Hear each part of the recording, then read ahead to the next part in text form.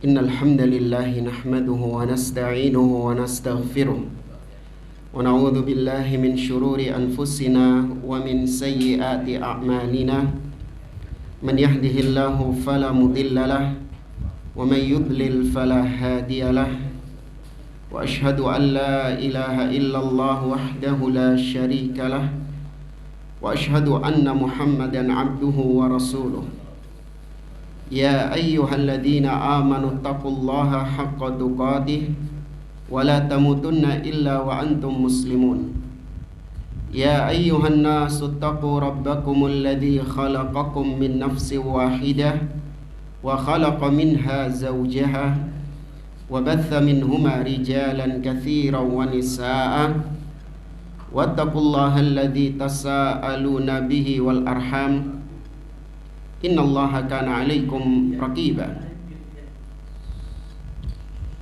يا أيها الذين آمنوا اتقوا الله وقولوا قولا سديدا يصلح لكم أعمالكم ويغفر لكم ذنوبكم ومن يطع الله ورسوله فقد فاز فوزا عظيما أما بعد فإن أصدق الحديث كتاب الله وخير الهدي هدي محمد صلى الله عليه وسلم وشر الأمور محدثاتها وكل محدثة بدعة وكل بدعة ضلالة وكل ضلالة في النار.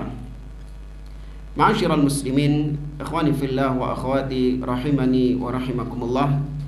Alhamdulillah, segala puji bagi Allah Subhanahu wa taala yang melimpahkan kepada kita kenikmatan-kenikmatan yang begitu banyak sehingga di siang hari ini kita dipertemukan oleh Allah di majelis ini untuk duduk bersama mempelajari kitabullah, mempelajari sunnah Nabi SAW dan juga kalam para ulama. Semoga Allah Subhanahu wa taala menambahkan kepada kita ilmu yang bermanfaat dan semoga Allah menerima semua amal soleh kita. Kita di siang hari ini mengkaji sebuah tema yang penting berkaitan dengan salah satu pembahasan akidah di dalam akidah ahli sunnah dan juga berkaitan dengan konsekuensi dari tauhid. Apa itu? Yaitu al-wala wal bara. Ya, al-wala artinya kecintaan atau loyalitas, sedangkan al-bara artinya kebencian, ya, permusuhan atau antipati. Ya, antipati, berlepas diri. Kenapa ini termasuk di antara konsekuensi tauhid? Karena orang yang bertauhid dia wajib untuk beribadah hanya kepada Allah. Cukup? Orang yang bertauhid itu apakah cukup dia hanya beribadah kepada Allah? Harus apa? Hah? Enggak, bukan. Ini kaitannya dengan tauhid toh. Berlepas diri dari kesyirikan. Ya, makanya kalimat tauhid la ilaha illallah. La ilaha itu artinya menolak, menafikan, meniadakan semua yang disembah selain Allah. Artinya kita wajib membenci, wajib menolak, dan wajib meyakini batilnya semua yang disembah selain Allah Subhanahu wa taala. Illallah, hanya Allah yang kita sembah.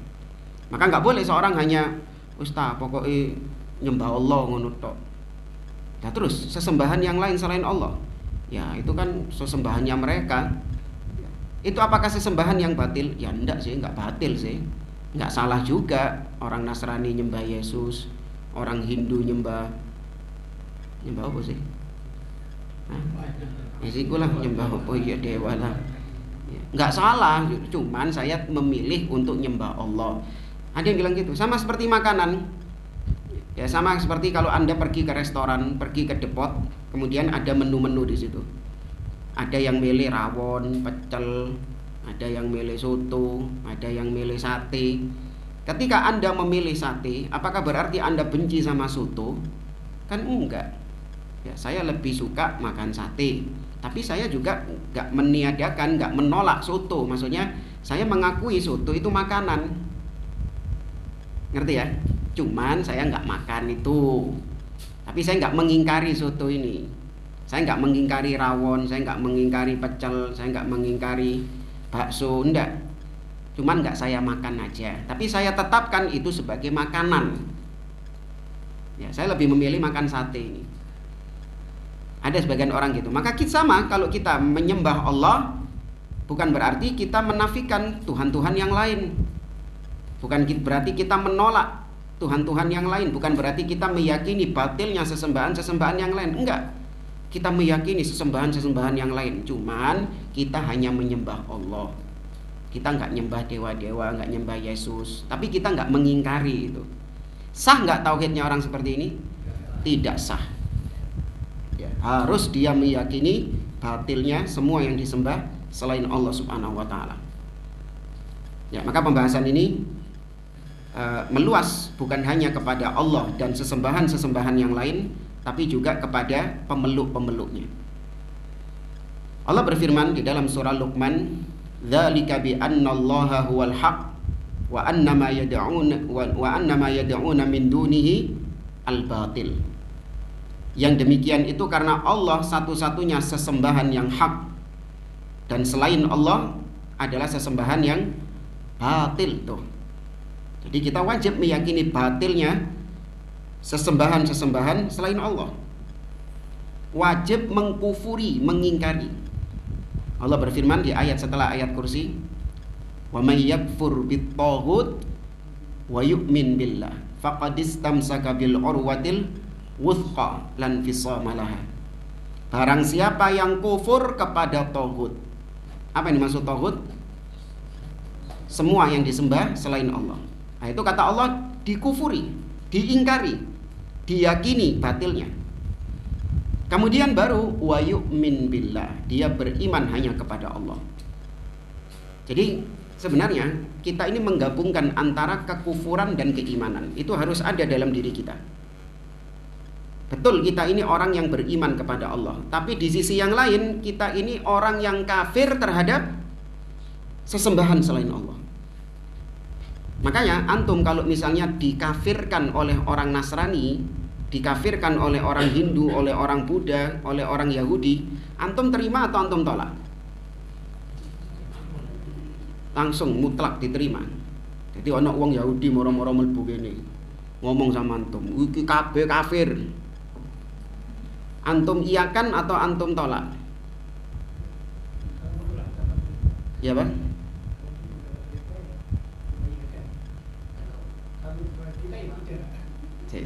Ya Pak, ya Pak?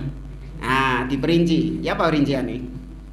Menurut Yahudi sesungguhnya mereka kafir, ya kita kafir. Sesungguhnya Islam. Iya, betul. Jadi ditanya dulu, apa maksudmu mengatakan kami umat Islam kafir? Kalau maksudnya dia, iya, kalian kafir terhadap Tuhan semesta alam.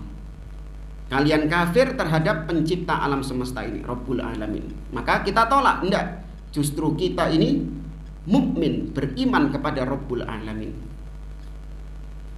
Kalau kata mereka kalian kafir terhadap sesembahan kami, maka apa jawabannya? Iya anjene. Nek kate wong jere wong Madura, iya lakar.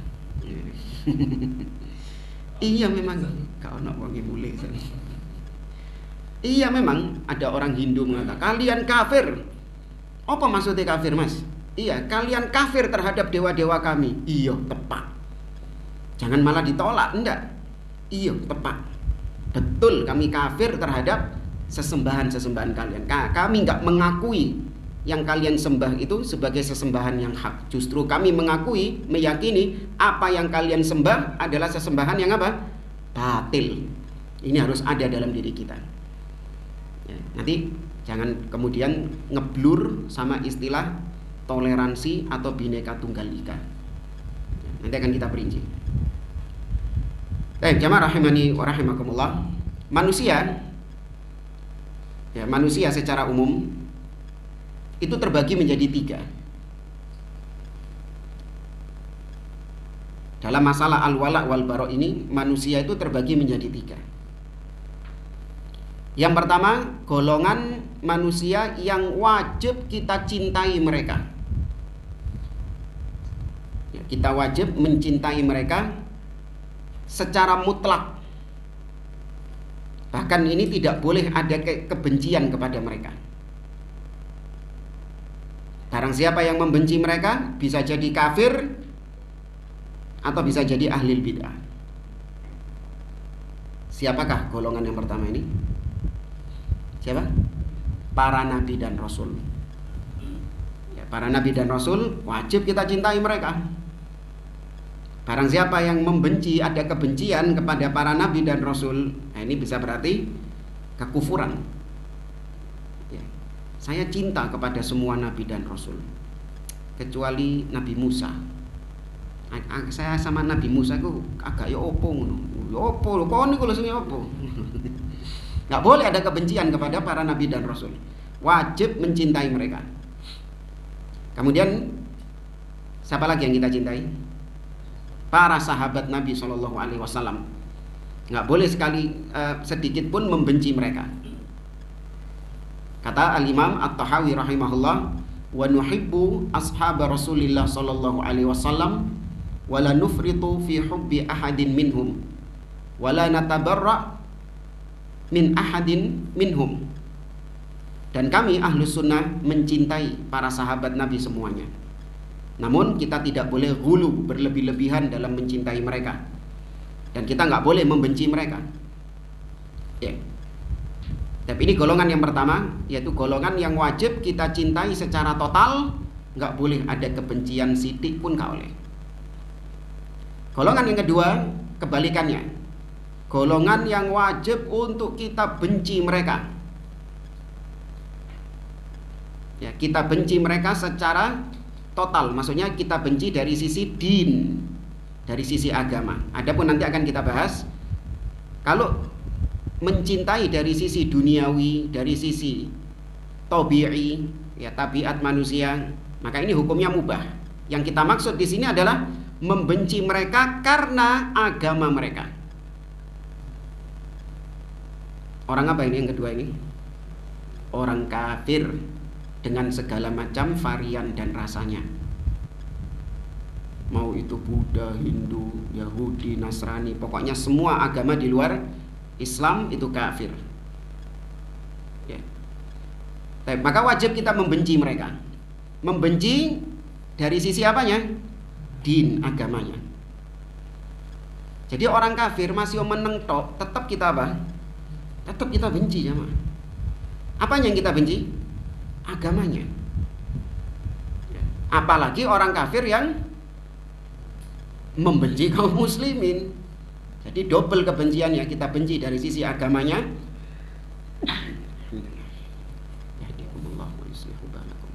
Kita benci dari sisi agamanya sekaligus dari sisi akhlaknya, dari sisi duniawinya. Ada orang kafir, wes kafir kalau dagang bujuan mana, ya kan, suka nipu lagi.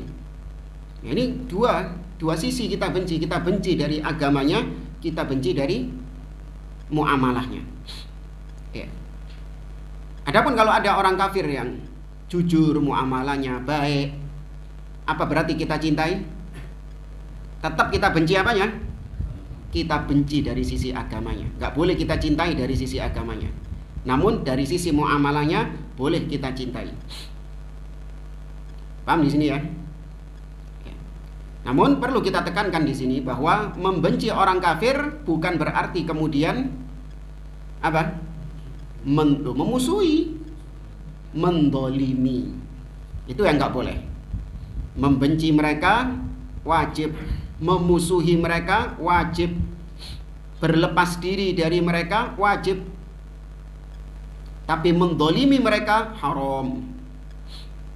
Ini kan kita sampaikan ayat-ayatnya. Atau langsung saja kita sampaikan. Allah Subhanahu wa taala berfirman dalam surah Al-Maidah ayat 51, surat yang sempat viral berapa tahun yang lalu. Allah berfirman, ya ayyuhalladzina amanu la tattakhidul yahuda wan nasara awliya ba'duhum awliya'u ba'din wa may yatawallahum minkum fa innahu minhum innallaha la yahdil qaumadh dhalimin Wahai orang-orang yang beriman, jangan kalian menjadikan Yahudi dan Nasrani sebagai aulia. Aulia itu artinya wali. Ya, wali itu kita mengenal di sini waliullah. Waliullah ini berarti orang yang apanya Allah? Orang yang diapakan sama Allah? Dicintai. Nah, Yahudi dan Nasrani jangan dijadikan sebagai wali, orang yang dicintai, orang yang diloyali, orang yang ditaati, loyalitas tanpa batas. Naudzubillah, nggak boleh.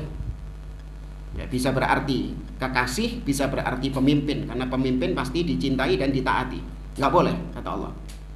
Ba'duhum awliya'u ba'din, sebagian mereka mencintai sebagian yang lain. Barang siapa yang berwala, berloyalitas kepada mereka, fa innahu minhum, maka berarti dia dari golongan kafir juga. Maka ini dimasukkan ke dalam pembatal keislaman yang ke-9 dalam kitab Nawaqidu al-Islam oleh Syekh Muhammad bin Abdul Wahab. Salah satu pembatal keislaman adalah berloyalitas kepada orang kafir, mencintai orang kafir karena agamanya. Ngerti ya? Mencintai orang kafir karena agamanya. Itu kekufuran berdasarkan ayat ini. Kamu kenapa kok senang ngambil fulan, cinta sama fulan? Iya, soalnya dia itu Yahudi. Loh. Jadi alasanmu senang cinta sama fulan, loyal sama fulan karena dia Yahudi. Iya.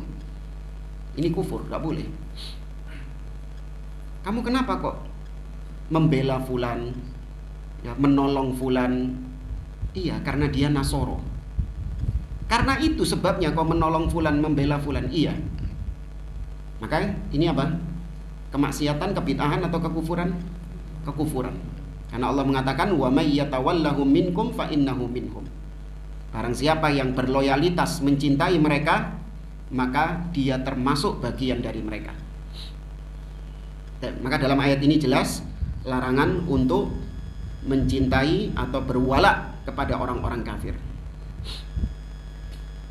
Kemudian antum lihat di surat Al-Mumtahanah ayat yang pertama.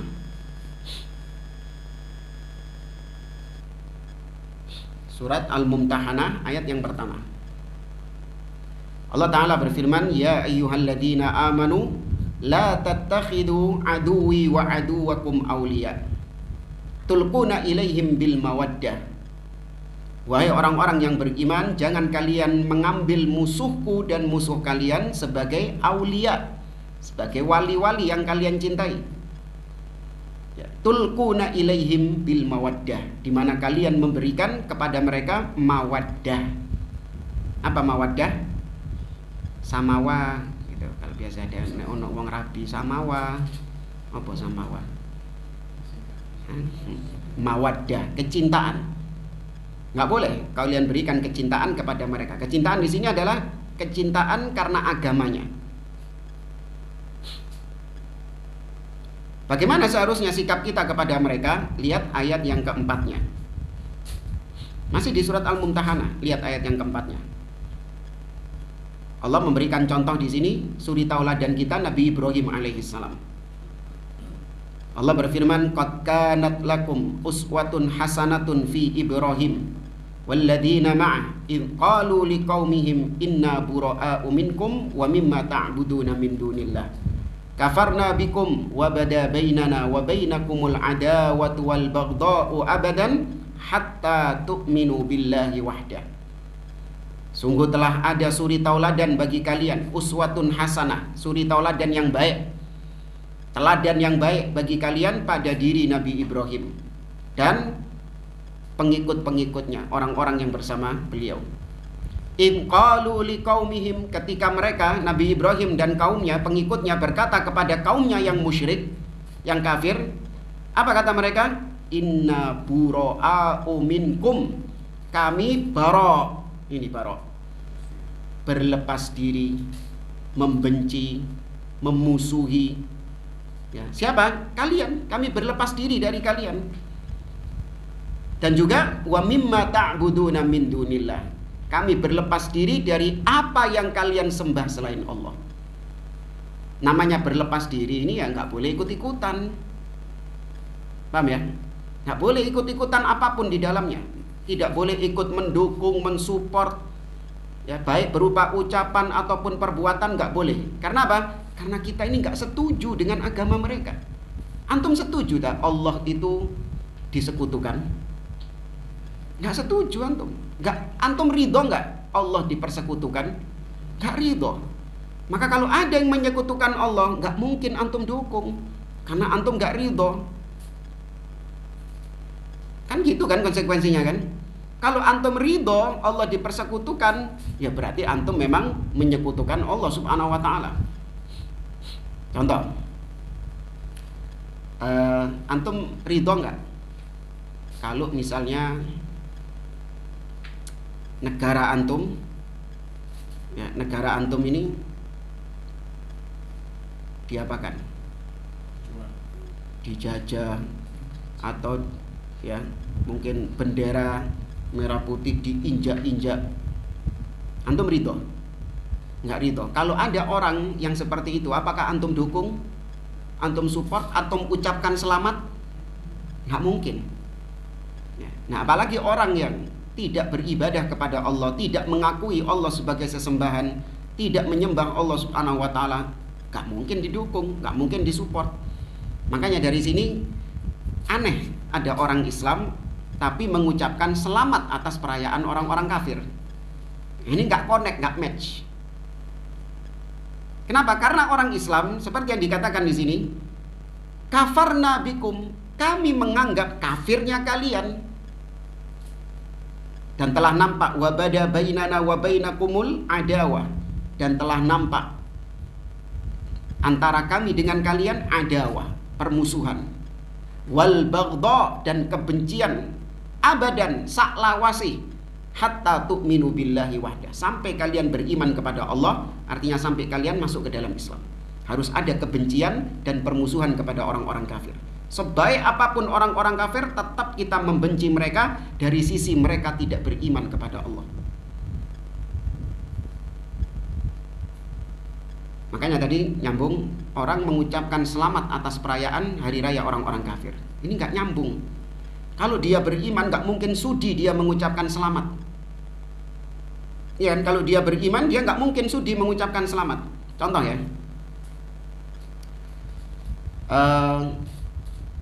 ada suami dan istri. Tiba-tiba istrinya ini selingkuh dengan lelaki lain, sampai akhirnya menikah dengan selingkuhannya si istri ini. Padahal belum ditalak sama suaminya. Tapi kata sang istri, mari kok mas, mari mbok pegat kamanane aku kok, saking lali kok. Nah, suaminya marah, gak ridho dia dengan perselingkuhan itu, bahkan sampai menikah itu ternyata istrinya itu. Ya banyak kan kejadian kayak gitu, kerja di luar negeri, di luar kota, istrinya tahu-tahu balik-balik wis rabi duwe bojo. Alhamdulillah. Baik. Nah, kira-kira suami yang sah ya, ridho nggak, mau nggak mengucapkan selamat atas pernikahan istrinya yang baru dengan selingkuhannya? Bukan masalah berat atau enggaknya, nggak bakal mau. Kenapa nggak mau? Karena nggak setuju dengan pernikahan mereka, karena nggak ridho dengan pernikahan mereka. Istrinya murka dengan pernikahan mereka. Nggak mungkin kemudian suaminya datang ke kondangannya, oh selamat ya sama awak ya, suami goblok ini. Ya, dia nggak bakalan mau, saya nggak akan bakalan mau hadir, saya nggak mau mengucapkan selamat. Ya. Kenapa? Sebagai bentuk berlepas diri, sebagai bentuk ekspresi kebencian saya kepada mereka, ketidaksetujuan saya, ketidakridhoan saya kepada pernikahan mereka. Tahun berapa itu ya? Saya nggak ngikuti politik itu apa. Tidak tahu lah. Pokoknya kita tahu waktu itu terjadi pemilihan presiden di mana pasangan paslon yang kalah ini dia tidak menerima hasil kekalahan pemilu. Apa yang terjadi? Dia tidak mengucapkan selamat kepada paslon yang menang. Ya, dia nggak mau mengucapkan selamat kepada paslon yang menang. Kenapa? nggak ridho dengan hasilnya. Iya, dia nggak setuju dengan hasilnya. Maka lucu kalau dia mengucapkan selamat, berarti otomatis dia menunjukkan apa? Kesetujuannya, keridhoannya. Selamat ya, sudah menang pemilu, pilpres, selamat menjadi presiden. Oh ya sudah, berarti ridho kau. Simpel kan? Nah, ada muslim tahu-tahu ngomong selamat Natal, terus bilang saya nggak setuju dengan agamanya. Loh kok iso? Mulutmu sama perbuatanmu itu gak match. Ya kan, kau bilang mengucapkan selamat, perbuatanmu mengucapkan selamat kepada orang kafir, tapi kau mengaku saya ini sebenarnya nggak ridho dengan agama mereka, saya nggak ridho dengan sesembahan mereka. Lah lapo nek ngono ngucapno selamat. Ngerti ya? Ya. Ini juga untuk membantah statement seorang profesor yang katanya ahli tafsir di negeri kita, katanya ya. Namun ternyata sesat, menyatakan bolehnya mengucapkan selamat atas perayaan hari raya orang-orang kafir dengan syarat yang penting hati kita tetap mengimani Islam sebagai agama yang benar. Gak connect, kita jawab. Ya, gak connect. Nah, kemudian jamaah rahimani wa rahimakumullah, tadi kita katakan bahwa membenci orang kafir wajib, memusuhi mereka wajib. Maksudnya membenci karena agama mereka, karena kekufuran mereka, karena pengingkaran mereka kepada Allah. Mereka nggak beriman, nggak mengakui Nabi Muhammad SAW sebagai Nabi. Loh, antum ini kan cinta sama Rasulullah. Gimana kalau ada orang yang mengatakan Muhammad itu bukan utusan Allah? Antum cinta atau antum benci? Antum benci. Semua orang kafir gitu nggak keyakinannya? Iya. Mereka tidak mengakui Nabi SAW Muhammad sebagai utusan Allah. Nah, kok bisa dicintai? Ya, mencintai karena agamanya maksudnya. Maka ekspresi kita membenci orang-orang kafir adalah dengan tadi, kita tidak mau ikut-ikutan, tidak mau support, tidak mau ikut mendukung, bahkan dengan ucapan ataupun perbuatan kita nggak mau. Adapun dalam perkara-perkara duniawi, maka simak masih di surah Al-Mumtahanah ayat yang ke-8. Ini muamalah kita dengan orang-orang kafir dalam urusan duniawi, muamalah duniawiyah. Maka agama kita memerintahkan untuk kita berbuat baik kepada mereka, berbuat adil kepada mereka. Allah berfirman, perhatikan ayatnya, la yanhakumullah 'anil ladzina lam yuqatilukum fid din wa lam yukhrijukum min diyarikum an tabarruhum wa tuqsitu ilaihim innallaha yuhibbul muqsitin. Allah tidak melarang kalian ya untuk kalian berbuat baik kepada orang-orang kafir sepanjang mereka tidak memerangi kalian dan tidak mengusir kalian dari rumah-rumah kalian. Sesungguhnya Allah mencintai orang-orang yang berbuat adil. Maka dalam urusan duniawi kita berbuat baik. Bukan berarti kalau kita berbuat baik kepada orang kafir berarti kita mencintai mereka. Enggak. Kita tetap membenci mereka dari sisi apanya? Dari sisi agamanya. Tapi dari sisi muamalah duniawi kita berbuat baik. Dan ini bukan pura-pura ya. Ada orang bilang munafik berarti ya benci tapi kok pura-pura baik. Enggak. Contoh gini jangan. Antum benci enggak sama misalnya tukang mabuk? Loh, kok mikir antum? Benci karena apa antum? Kemaksiatannya. Nanti ini kita bahas di poin yang ketiga ya. Kita masih poin kedua ini. Antum benci sama tukang mabuk karena kemaksiatannya. Nah, ketika Anda dapati tukang mabuk ini geletak nang pinggir nang tengah dalan, saking mendeme yo. Sampai jalan sempoyongan geletak di tengah jalan. Baik. Apa yang antum lakukan? Blindes. Tuh, dipinggirkan. ya kan, diangkut ke pinggir jalan, di tepi jalan biar nggak kepelindes mobil. Itu perbuatan apa itu antum itu? Baik atau buruk? Perbuatan baik. Apakah ketika antum melakukan itu berarti berubah yang sebelumnya benci menjadi cinta? Tidak. Pancet apa? Pancet benci. Pancet benci mabuknya itu. Ya, maka sama dengan orang-orang kafir, kita berbuat baik bukan berarti kita berubah mencintai agama mereka. Agama urusan sendiri, duniawi urusan sendiri. Ya, urusan duniawi beda dengan urusan agama. Saya kasih contoh kasus. Antum punya tetangga Nasrani. Kemudian dia minta tolong kepada antum, tolong dong, saya ini besok hari Minggu mau ke gereja. Iya. Tapi nggak ada yang nganterin saya. Saya minta tolong anterin saya ke gereja dong besok Minggu. Ya, jenengan kan punya mobil. Iya. Atau kalau enggak pesen no Grab. Saya ini gaptek enggak bisa pesen Grab. Wong wis tuwa. Ya apa? Diantarkan. Hah? Dipesen no Grab. Kenapa kok enggak? Iya, karena ini berkaitan dengan din. Berkaitan dengan agama. Anda berlepas diri. Oh, saya tidak bisa. Ya, karena agama saya melarang hal itu. Nggak apa-apa, terang-terangan saja. Jangan ditutup-tutupi. Maaf, jaringan saya jelek ini. Jangan. Ya, mobil saya lagi ke bengkel, lagi rusak. Nggak usah ditutup-tutupi. Kalau ditutup-tutupi, nanti dia gitu lagi terus. Nggak apa, stop dari sini. Bilang kepada dia, saya tidak bisa karena agama saya melarang. Ya, agama saya melarang hal itu. Tapi kalau misalnya dia minta antar ke pasar, ya. Mas mau kemana mas? Oh mau ke pasar pak.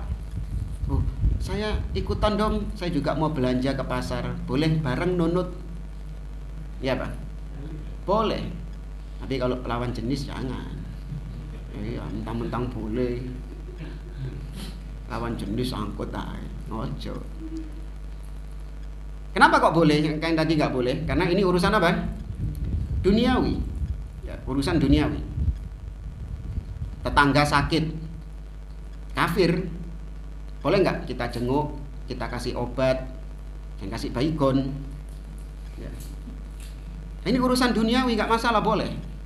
Kita berbuat baik kepada mereka, apalagi dengan niat, dengan tujuan untuk memberikan hidayah kepada mereka, ya kan, supaya mereka masuk ke dalam Islam, nggak masalah. Ini tidak dilarang sebagaimana dalam ayat ini. Sebagaimana juga muamalah duniawi dalam urusan bisnis misalnya. Kalau misalnya ada bisnis dengan orang kafir, maka harus jujur, harus adil. Allah berfirman di dalam surat Al-Maidah, "Wala yajrimannakum syana'anu qaumin 'ala alla ta'dilu." I'dilu huwa aqrabu littaqwa. Janganlah kebencianmu kepada orang kafir membuat engkau tidak berlaku adil kepada mereka. Berlaku adil lah. Sesungguhnya Allah mencintai orang-orang yang berbuat adil. Betul kita membenci orang kafir, namun jangan sampai kebencian kita membuat kita tidak berlaku adil. Alias apa lawan katanya adil? Zalim. Orang kafir mau beli barang sama kita, dibujui, dikai barang sing elek. Apa kapopo kafir kok. Haram. Enggak boleh. Atau misalnya orang kafir punya apa gitu di rumahnya, ada pohon mangga lah. Diponceki apa dicupuki anu nih poi ghanimah. Nggak boleh, haram itu. Ya, memakannya itu haram. Jadi meskipun orang kafir tetap nggak boleh kita zalimi, nggak boleh kita rampas harta mereka, nggak boleh kita tumpahkan darah mereka, nggak boleh kita sakiti fisik mereka. Kecuali kalau kafirnya kafir apa? Harbi, kafir yang memerangi kita. Ya, Adapun kafir-kafir yang ada di negeri kita, ini kafir-kafir dhimmi, ahlud dhimmah, atau kalau enggak kafir musta'man, ya kafir yang dijamin keamanannya sama ulil amri di negeri kita, maka enggak boleh diganggu. Namun urusan agama tetap apa? Membenci. Urusan agama tetap membenci, enggak boleh mendukung. Nah, di sini nampak bagaimana Ahlus Sunnah pertengahan di antara dua kubu yang ekstrim dalam masalah ini. Kubu apa dan siapa? Ada yang berlebihan menyikapi orang kafir, khawarij, teroris, berlebihan dalam menyikapi orang kafir sampai menumpahkan darah mereka tanpa hak. Nah, ada yang kebablasan dalam mencintai orang kafir. Apa? Ya, liberal. Orang-orang liberal, ya, berlebihan mereka dalam menyikapi orang kafir sampai mengatakan orang kafir ini sama seperti kita, nggak boleh dibeda-bedakan, nggak boleh kita benci, harus kita cintai. Mereka juga orang beriman, saudara-saudara kita katanya. Enggak, mereka bukan ikhwan kita, mereka bukan saudara-saudara kita. Itu tadi yang kedua ya. Jadi yang satu, golongan manusia yang wajib kita cintai siapa tadi? Para nabi dan rasul. Yang kedua, yang wajib kita benci orang-orang kafir. Nah, yang ketiga adalah keumuman kaum muslimin, yaitu orang-orang yang sebagiannya kita benci, sebagiannya kita cintai. Semua kaum muslimin, ana, antum, itu pasti ada sisi kita membencinya, ada sisi kita mencintainya. Antum benci kepada orang Islam yang berbuat maksiat, antum benci kemaksiatannya dari sisi maksiatnya, harus itu, meskipun dia muslim. Antum benci kepada orang Islam yang bid'ah, antum benci dari sisi apanya? Dari sisi bid'ahnya. Tapi dari sisi lain dia muslim, mukmin, tidak berbuat syirik kepada Allah, dia menunaikan sholat, dia puasa di bulan Ramadan. Antum benci atau antum cintai dari sisi itu? Antum cintai. Ya, jadi kita semua pasti ada kecintaan dan kebencian ini kepada seorang muslim. Nah, sama seperti tadi, yang kemaksiatan, yang kebid'ahan juga kita harus berlepas diri. Sama seperti yang kafir ini tadi. Gak boleh kita support, gak boleh kita dukung kefasikan, kemaksiatan dan kebid'ahannya, nggak boleh kita support. Datang bawa proposal ke tempat antum, assalamualaikum, salam. Ini kan ini Rabiul Awal, biasa nih ngono. Iya, ini kampung kita mau mengadakan Maulid Nabi. Ya, ini kita mau sumbang berapa gitu, seikhlasnya. Bagaimana sikap antum? Itu kok sih mikir. Mikirnya iki wedi apa sih? Hah? Secara asal menolak. Ya. Menolak. Dan harusnya antum berani. Kita ini kadang ini apa? Anda apa namanya? Bukan sungkan. Apa wedi-wedian nih kabarane? Parno ya, parno. Kadang kita parno-parnoan, padahal kalaupun kita menolak, nggak ada masalah sebenarnya. Cuman sungkanisme dulu tadi. Antum kalau misalnya yang nagih, yang minta iuran ini jelas-jelas untuk iuran pesta homer misalnya. Pak, ini anak-anak ini loh, malam minggu, iya gemelean, apa homer ini, apa sih, bir apa gitu, birol apa gitu. Ya Pak, antum tegas apa enggak nolaknya? Tegas, soalnya homer gitu kan. Tapi kalau bid'ah masih ada di antara kita ini yang agak lembek, agak lunak, karena masih menganggap bid'ah ini sepertinya baik gitu loh. Padahal jika dibandingkan homer, mana yang lebih besar dosanya? Bid'ahnya daripada maksiatnya. Maka mantapkan dulu di dalam hati bid'ah itu jelek, sehingga kalau ada orang minta sumbangan bid'ah kepada kita, kita tolak ya. Kalau dia mengancam, nah ini baru. Kalau ada ancaman, nah berarti ada qarinah, ada indikasi di situ. Maka kita keluarkan iuran tersebut, namun kasih warning kepada dia, Pak, ini iuran saya kasihkan ke Bapak bukan untuk peringatan Maulid ini, tapi saya kasihkan untuk kas kampung. Ya, saya kasihkan untuk kas kampung, iuran kampung. Kalau Anda alokasikan ini untuk Maulid, itu urusan Anda. Paham ya? Saya kasih. Nah, tapi saya tegaskan kepada Anda, ini saya kasih bukan untuk Maulid. Nanti tergantung dia. Kalau dia takut kepada Allah, ya dia nggak akan alokasikan untuk Maulid. Tapi kalau dia nggak takut kepada Allah, tetap dipakai buat Maulid. Alhamdulillah, saya pribadi nggak pakai, istilahnya nggak pakai nolak seperti itu. Nggak pernah ada yang minta, ya, nggak pernah ada yang minta ke rumah. Tahu gembongnya Wahabi. Gak bakal betul. Ya, karena memang kita menampakkan jamaah, gak usah malu. Iya, kita di kampung dikenal sebagai gembongnya Wahabi. Ya, kita tampakkan itu, nggak perlu malu. Saya tampakkan bahwasanya saya adalah yang kalian anggap sebagai Wahabi, yang kalian anggap sebagai Salafi, ya inilah saya. Sehingga dengan itu mereka yang sungkan sendiri untuk minta uang untuk acara-acara seperti itu. Alhamdulillah nggak pernah minta uang. Oke. Dan kalaupun minta, sudah saya siapkan skenario-nya demikian. Maka tetap kita nggak ridho mendukung kebid'ahan-kebid'ahan atau kemaksiatan-kemaksiatan. Ya, apalagi ikut di dalamnya. Ustadz, ini ada keluarga, ini ngadain tahlilan. Ya, saya diundang. Keluarga nggak enak, Ustaz. Sungkanisme. Harusnya apa? Harusnya barok, berlepas diri. Iya. Nanti keluarga bilang gini, ya sudah, itu konsekuensi. Nabi saja jangankan digunjing sama keluarga, diapakan Nabi sama keluarga? Dimusuhi Abu Lahab. Tuh. Dimusuhi sama keluarganya sendiri, Abu Lahab. Itu konsekuensi dari berpegang tauhid.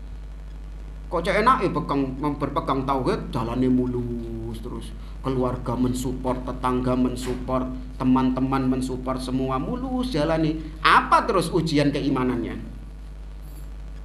Tahu ya? Nggak harus ada ujian keimanan di situ. Salah satunya tadi adanya perlawanan dari keluarga, dari tetangga, dari teman dekat, ya, untuk menguji sekuat mana tauhid kita itu. Maka kita tekankan di sini, gak usah sungkan-sungkan, sampaikan dengan cara yang baik, tampakkan akidah Anda bahwa ini adalah bid'ah, ini adalah maksiat, ini apalagi kesyirikan, maka saya tidak mau ikut-ikutan di dalamnya. Tapi meskipun demikian, gak boleh kita mendolimi mereka. Betul, kita gak setuju. Kita menganggap peringatan bid'ah-bid'ah itu adalah kemungkaran. Namun bukan berarti kemudian kita dengan seenaknya berbuat dolim kepada mereka, seperti apa? Terope dirubukno, sound sistemnya diobong, apalagi siram banyu wonge. Nggak boleh, itu bukan wewenang kita. Terus gimana, Ustaz? Biarkan. Yang penting kita apa? Berlepas diri. Apa sih yang dikhawatirkan sama mereka kalau kayak gitu? Ya enggak? Apa yang dikhawatirkan sama mereka? Kita ini nggak pernah bubarin kebid'ahan mereka. Bahkan kita mewanti-wanti kaum muslimin untuk berlepas diri dan tidak mendolimi mereka. Biarkan mereka melakukan itu. Jangan diganggu, jangan didolimi. Apa terus yang mereka khawatirkan? Paham ya? Kenapa mereka khawatir? Baik. Nah, kemudian jamaah rahimani wa rahimakumullah,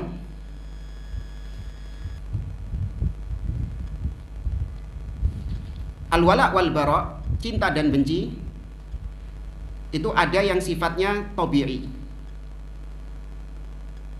Seperti tabi'i itu maksudnya bawaan ya, bawaan manusia. Seperti misalnya Abu Thalib. Abu Thalib itu paman Nabi, kafir atau muslim? kafir. Tapi Nabi cinta nggak sama Abu Thalib? Cinta, tapi bukan cinta karena agamanya, tapi cinta karena tabiat, di mana Abu Thalib pamannya Nabi, keluarganya Nabi. Maka Nabi cinta kepada Abu Thalib bukan dari sisi kesyirikannya Abu Thalib, bukan dari sisi agamanya Abu Thalib, tapi dari sisi keluarga, kekerabatan. Maka yang seperti ini tidak tercela. Paham ya jemaah ya?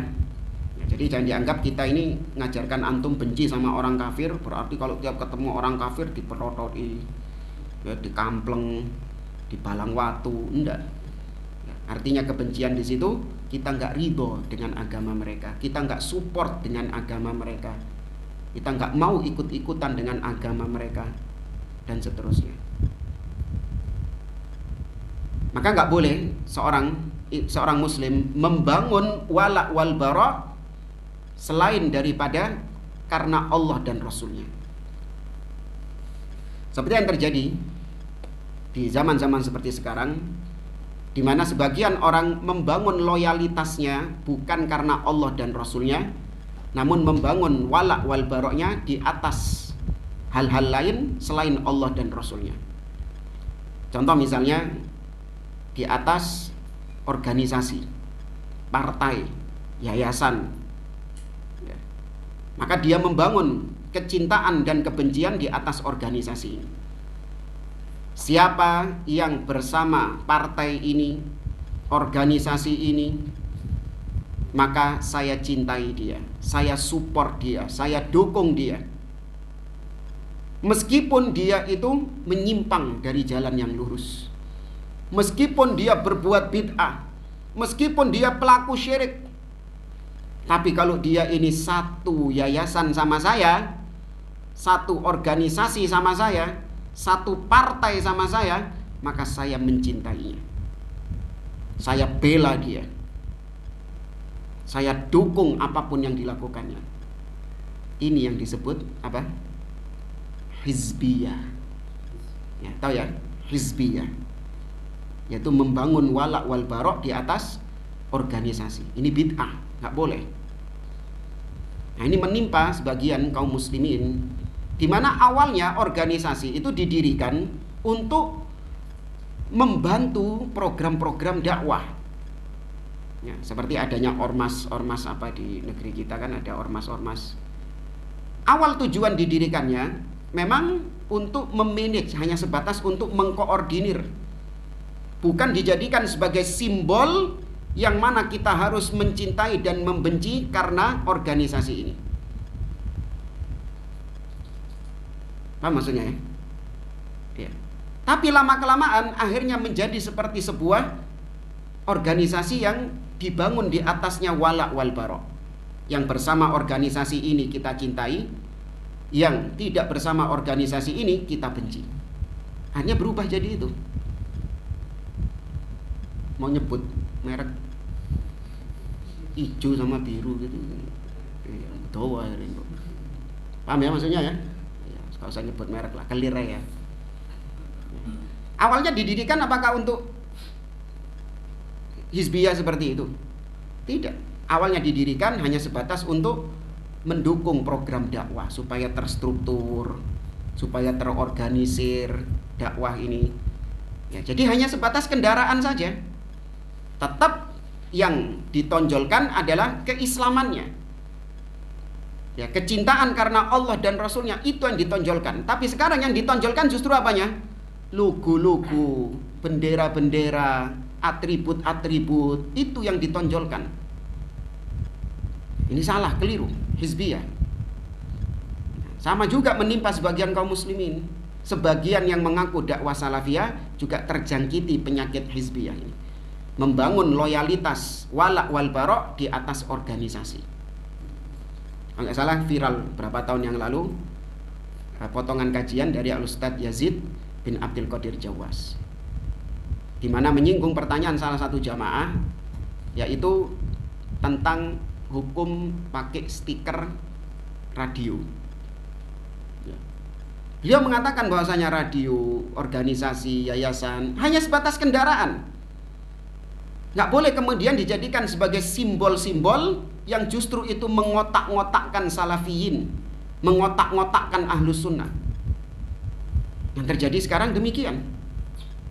Awalnya organisasi didirikan untuk memanage, memudahkan dakwah, ya kan? Tapi kemudian yang ditonjolkan bukan dakwah salafiyahnya, yang ditonjolkan justru organisasinya, yayasannya, partainya. Ini nggak boleh. Ini persis menyerupai orang-orang musyrikin. Wala takunu minal musyrikin. Minal ladina farraqu dinahum wa kanu syi'a. Kullu hizbim bima ladaihim farihun. Dan janganlah kalian menjadi seperti orang-orang musyrikin, di mana mereka ini berkelompok-kelompok. Setiap kelompok bangga dengan apa yang ada pada mereka. Lihat orang-orang kafir Quraisy. Mereka hidup di atas fanatisme kelompok, golongan. Tapi kalau mereka bentuknya suku. Ya, mereka bentuknya apa? Suku. Kabilah ini, kabilah ini, kabilah ini. Pokoknya anggota kabilahnya itu dicintai mati-matian. Masih berbuat salah, tetap dibela mati-matian. Makanya ada ungkapan yang terkenal di zaman itu, unsur akhaka zaliman au madluman. Sampai akhirnya jadi hadis. Tolonglah saudaramu, maksudnya sak geng ngambek kon. Tolonglah dia meskipun dia pelaku kedzaliman atau dia yang dizalimi. Nah, ini maknanya diganti sama Nabi. Kita menolong orang yang terzalimi, ya harusnya dia yang kita tolong. Tapi menolong orang yang zalim gimana? Kata Nabi, dengan mencegahnya dari kezalimannya. Nah, maknanya diganti sama Nabi, tapi kalimatnya itu yang tersebar atau yang menjadi moto masing-masing kabilah di Mekah. Unsur akhaka dzaliman au madluman. Tolonglah saudaramu yang berbuat zalim atau yang terzalimi. Ini namanya hizbiyah. Ya, fanatik terhadap golongan. Menjangkiti juga supporter-supporter bola. Iya, supporter-supporter bola. Lihat kemarin Indonesia sama apa kemarin yang rame itu, sing sampai Bahrain, ya enggak? Hah? Ya. Hah? Ya terlepas dari itu, ini masalah apa? Masalah duniawi. Tapi lihat bagaimana kebencian mereka. Mereka caci maki, mereka perolok, ya mereka hinakan, ya mereka maki-maki. Naudzubillah. Padahal yang memaki muslim, yang dimaki juga muslim. Yang cuman beda bendera, beda negara.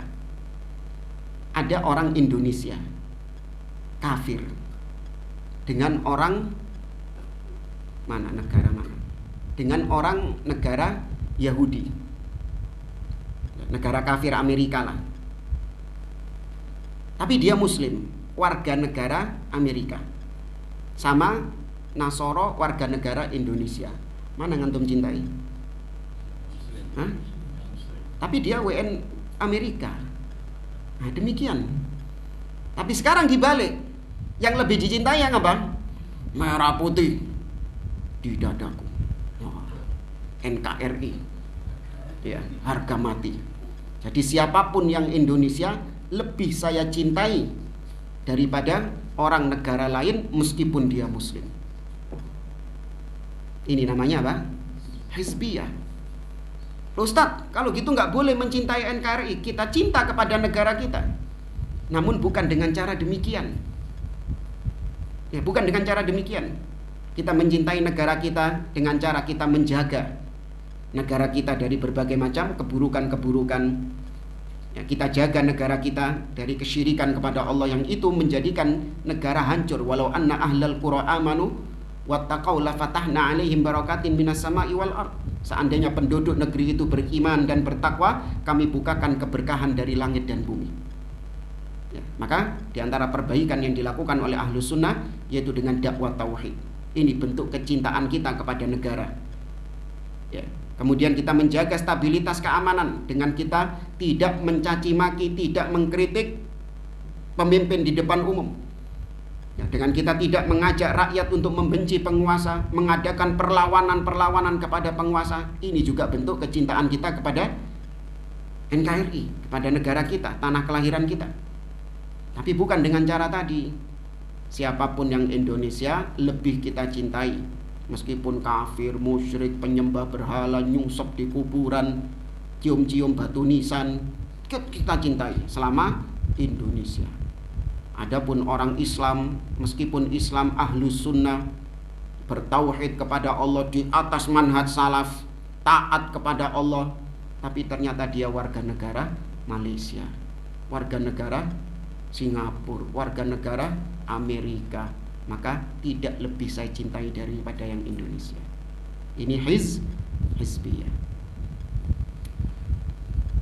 Ini banyak menjangkiti orang-orang awam, dan yang ngaji bentuknya tadi, yaitu kelompok-kelompok dakwah yang tujuan didirikannya awal kali mungkin untuk syuting, untuk memanage dakwah, untuk ngelobi masjid-masjid, ya kan, mengadakan kajian-kajian. Awalnya seperti itu. Tapi lama kelamaan akhirnya yang ditonjolkan bukan dakwah salafnya. Yang ditonjolkan adalah justru di kelompoknya, benderanya.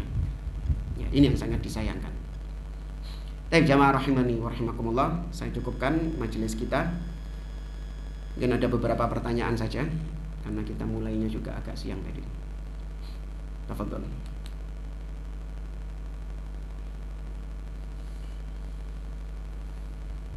Ibu-ibu, ada ibu-ibu?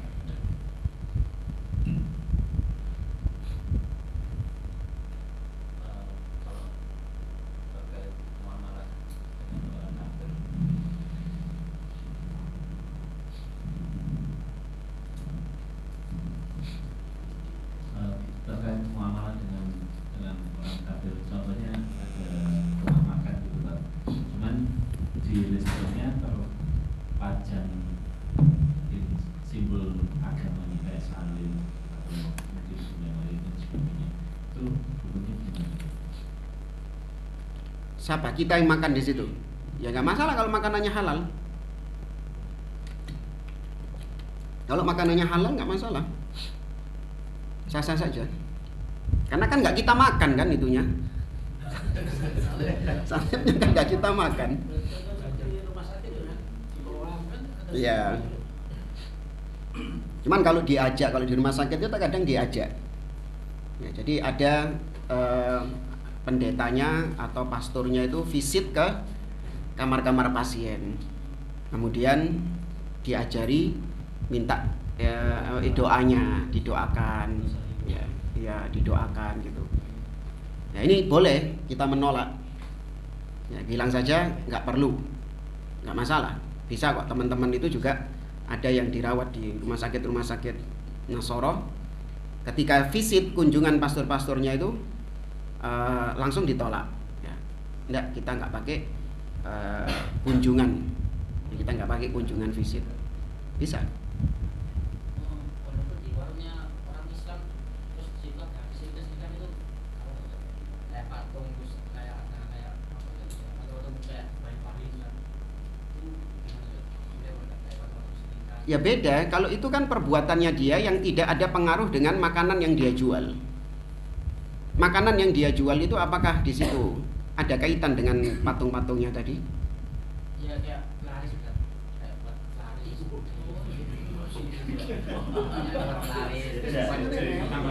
Penangkal bala gitu. Ada patungnya gitu. Ya enggak, kalau makanan tetap kembali ke hukum asal ya. Perlu dipecah ini. Al-aslu fil asya ibahah. Hukum asal perkara-perkara duniawi itu mubah sampai ada dalil yang menunjukkan itu haram. Nah, sekarang bawakan dalil yang menunjukkan bahwa kalau orang kafir buat makanan maka itu haram. Iya, ada Ustaz. Allah berfirman, hurrimat alaikumul maitatu waddamu walahmul khinzir wa ma uhilla li ghairillahi bih. Dan yang disembelih bukan atas nama Allah. Kan orang kafir menyembelih bukan, iya, itu kalau berupa sesembelihan. Tapi kalau berupa buah atau kue-kue, ya kan, meskipun orang kafir musyrik gak beragama sekalipun bikin, tetap kita kembalikan ke hukum asalnya apa? Mubah ya, gak masalah, beda hukumnya.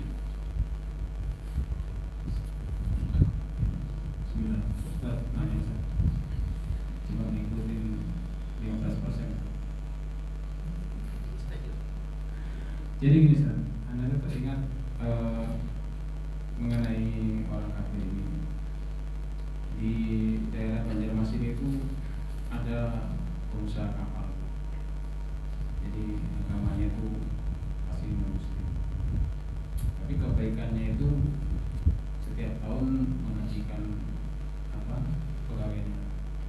Nah, pertanyaannya gini, memang orang kafir kan masuk ke neraka apapun namanya. Nah, ada yang berkata gini, iya masuk neraka, tapi siksanya itu lebih ringan. Tolong dijelaskan.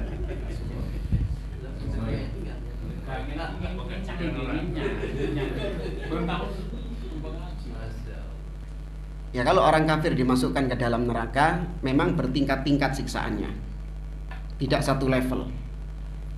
Dalilnya Allah berfirman tentang orang-orang munafik, innal munafiqina fid darkil asfali minan nar. Sesungguhnya orang-orang munafik berada di kerak neraka yang terpaling bawah. Ya, karena kekufurannya orang munafik, kejahatannya orang munafik beda sama orang kafir biasa. Ya, kalau kerusakannya orang munafik lebih besar daripada orang kafir biasa, maka siksaannya lebih berat orang munafik daripada yang kafir biasa. Nah, apalagi kafir yang dia tidak ada permusuhan kepada kaum muslimin dan dia justru membantu kaum muslimin. Seperti misalnya Abu Thalib. Ya, Abu Thalib ini manusia yang paling ringan siksanya di neraka. Tidak ada manusia yang lebih ringan siksanya daripada Abu Thalib.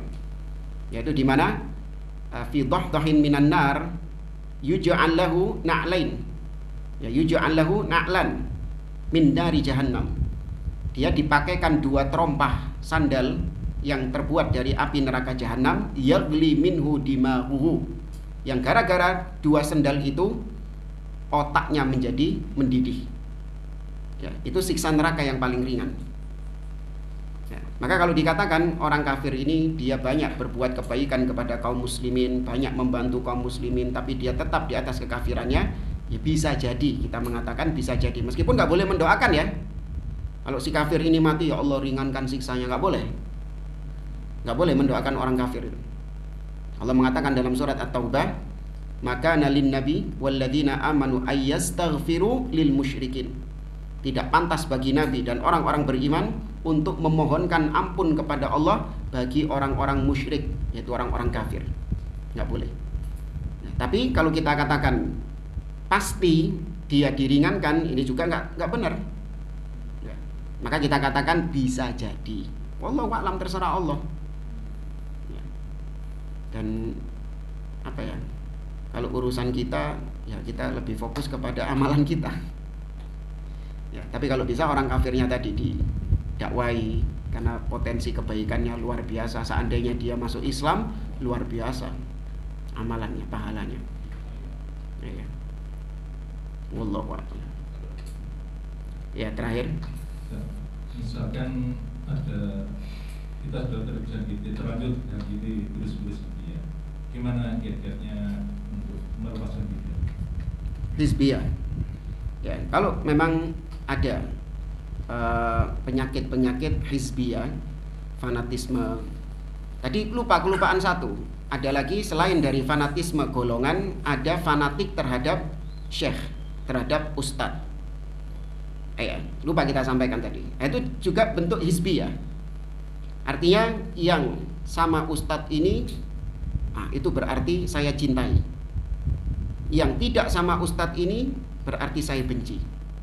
Nah, kalau dijadikan tolak ukurnya seperti itu, ini juga bisa masuk hizbiyah. Tapi terkadang juga bisa masuk ke dalam kebenaran. Karena ustadz ini atau syekh ini ternyata menjadi barometer pemisah antara ahlus sunnah dengan ahlul bid'ah. Syekh Muhammad bin Abdul Wahab misalnya. Maka kita katakan yang mencintai Syekh Muhammad bin Abdul Wahab, maka dia bisa jadi ahlus sunnah. Yang membenci Syekh Muhammad bin Abdul Wahab, maka dia pasti ahlul bid'ah. Karena tidaklah dia membenci Syekh Muhammad bin Abdul Wahab dari personnya, tapi yang dibenci dari Syekh Muhammad bin Abdul Wahab apanya? Dakwahnya. Tuh, dari sisi itunya. Maka kita mencintai ustadz bukan karena person ustadznya, tapi karena dakwah yang disampaikannya. Tapi kalau kita mencintai dia karena personnya, sehingga kita meskipun dia sesat, meskipun dia salah, meskipun dia ngawur, tapi tetap kita cintai, ini hizbiyah. Berarti kita cintanya bukan karena dakwahnya, kita cintanya karena apa ya? Personnya. Ini nggak boleh. Harus mencintai karena dakwahnya itu. Nah, kalau orang dia sudah ada tanda-tanda virus hizbiyah ini dalam dirinya, maka harus dia kemudian berusaha untuk menghilangkannya. Dengan cara apa? Yaitu dengan cara dia memandang orang lain dari sisi sejauh mana dia dekat dengan Allah, sejauh mana tauhidnya kepada Allah, sejauh mana ittiba'nya kepada sunnah, sejauh mana dia komitmen di atas manhaj salaf, maka dia aku cintai. Itu yang dijadikan barometer sama dia. Meskipun mungkin dia tidak gabung sama organisasi saya, ya meskipun dia tidak satu majelis ngaji dengan saya, tapi saya lihat dia ini orang yang di atas tauhid, orang yang di atas sunnah, orang yang di atas manhaj salaf, maka saya mencintai dia dari sisi itu. Wajib ya. Sebaliknya, antum dapati ada teman ngaji antum, ya kan, satu majelis, namun ternyata dia ini menyimpang dari manhaj salaf ya, dia ini mulai terjangkiti bid'ah misalnya, maka meskipun itu satu organisasi sama antum, antum benci dia dari sisi bid'ahnya itu tadi. Jangan antum bela hanya gara-gara satu alma mater lah, satu yayasan lah, satu organisasi, nggak boleh antum bela. Ngerti ya? Jadi harus proporsional demikian. Cuman masalahnya kita ini nggak punya filter. Contoh ya, nggak punya timbangan yang jelas. Maling sendal sama koruptor, mana yang antum lebih benci? Koruptor. Koruptor sama LGBT, mana antum lebih benci? LGBT. LGBT sama dai ahli bid'ah yang menyeru kepada bid'ah, menyeru kepada syirik. Tuh kok pakai mikir? Ini loh katanya tadi. Hah? Dai ahli bid'ah. Iya. Ini kita bicara yang muslim ya. Dai ahli bid'ah yang lebih kita benci. Karena kata Sufyan Ats-Tsauri, al bid'ah ahabbu ila iblis minal maksiyah. Bid'ah lebih dicintai iblis daripada maksiat. Kenapa? Karena bid'ah susah orangnya bertaubat, sedangkan maksiat bisa mudah orangnya untuk bertaubat. Maka LGBT itu maksiat, bukan berarti kita mendukung ya, enggak, naudzubillah. Ya, kita mengingkari, namun namanya dosa itu bertingkat-tingkat. Ya, pelaku LGBT dengan dai-dai ahli bid'ah yang menyesatkan kaum muslimin dari manhaj yang hak, ini yang lebih kita benci daripada LGBT. LGBT kita benci? Iya, kita benci juga. Tapi kebencian kita harus lebih besar kepada dai-dai ahli bid'ah. Nah, padahal kalau dilihat pakaiannya kan, wah, gamisan, tasbehan, surbanan, wajahnya wah bercahaya. Kalau yang mungkin pelaku maksiat kan korak penampilannya, arek pang. Ya. Terkadang orang ngelihat dari sisi itunya tok. Maka yang ini pakai gamis ini diambungi tangannya, barokah, banyune dicubui. Padahal ini harusnya lebih dibenci. Kenapa? Karena dia yang menyeru manusia kepada bid'ah, menyeru manusia kepada syirik. Maka sekali lagi antum harus banyak belajar supaya kita ini punya timbangan. Timbangannya itu bukan hawa nafsu. Ya, timbangannya bukan hawa nafsu. Wallahu a'lam. Kita akhiri. Subhanakallahumma bihamdik, asyhadu an la ilaha illa anta, astaghfiruka wa atubu ilaik. Assalamualaikum warahmatullahi wabarakatuh.